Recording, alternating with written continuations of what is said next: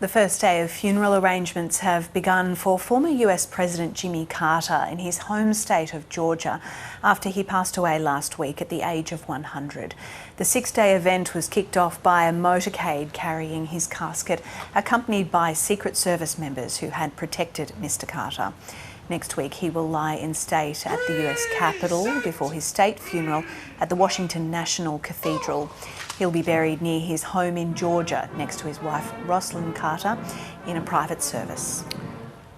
Jimmy Carter, biographer and author of His Very Best, Jimmy Carter, A Life, Jonathan Alter describes the late former president as a substantive and visionary political success. Well, these things are big productions in the United States when a former president dies, and it's been about 8 years since the death of former President George H.W. Bush. So what happens is that the people who work for these presidents organize huge state funerals. But in this case, the state funeral, which is taking place at the National Cathedral in Washington, is matched by a more modest, even humble ritual involving Jimmy Carter's hometown of Plains, Georgia. And so his casket will pass by an old train depot in Plains, and then it'll move on to Atlanta, and it'll lie in state at the Carter Center in Atlanta and at the Georgia State Capitol, where Jimmy Carter was governor, and then on to Washington for the big event where President Biden will speak. And then they'll return to Plains for internment just outside the very small, modest home that Jimmy Carter shared with his wife for more than 60 years. How much input does a former president have in the planning of their own funeral?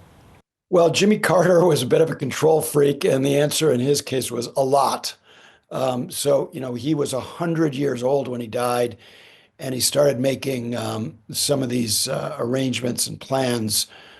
My guess is probably when he was in his 80s. Something, again, that's quite different about him. My wife and I attended his and Rosalind's 75th wedding anniversary in 2021.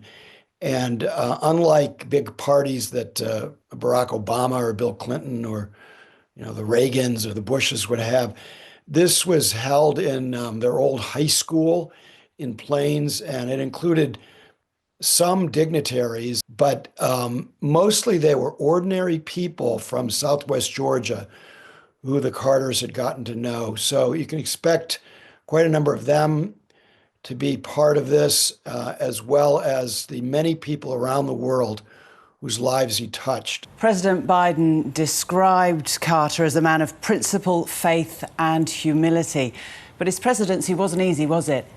No, it was difficult, but there's a kind of I think a myth that somehow, he had this bad presidency and terrific post-presidency. You actually have a lot more power to change people's lives as president. And even though he was a political failure and he was beaten badly by Ronald Reagan in 1980, he was a substantive and often visionary success and had many accomplishments in both the domestic arena and in foreign policy, particularly on the environment. He was the first leader anywhere in the world to talk about climate change. And in foreign policy, I think many of your viewers are familiar with the Camp David Accords, which brought peace between Israel and Egypt. And I think many Australians, remember what he did in terms of fighting dictatorships in different parts of the world. So these were big accomplishments. He obviously had a lot of trouble on the economy, double-digit inflation and interest rates, which were devastating for him politically. I wonder, Jonathan, how much influence does a former president, if any, have on a sitting president? Carter irritated some of his successors by being a kind of, Secretary of State, a freelance Secretary of State almost, just kind of jetting around the world. doing good things, but not always in full collaboration with the existing administration. But there were other occasions where he really made a big contribution, even if he did tick off, in this case, Bill Clinton, by negotiating peace with North Korea and preventing a war.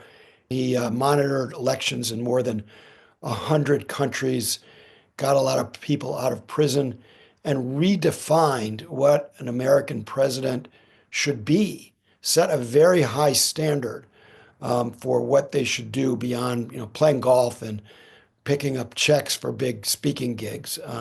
So Carter, he redefined the vice presidency, giving his vice president real power for the first time. He redefined the post presidency, and he even redefined the role of first lady. Rosalind Carter was highly influential, and they really were a team. The coming week's events will be a rare moment of unity, won't they, in a very turbulent time in American politics?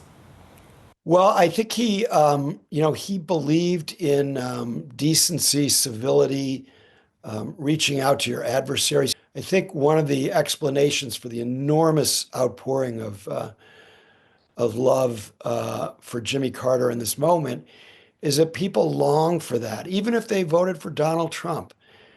They sense it doesn't have to be this way in our politics, and Jimmy Carter kind of lights our way back to at least the possibility of a better politics, as well as motivating all of us to just do a little better, do a little more for other people.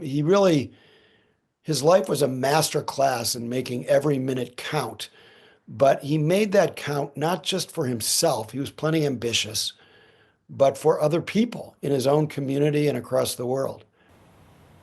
Jonathan Alter, a pleasure to talk to you. Thank you so much. Thanks so much, Lorna.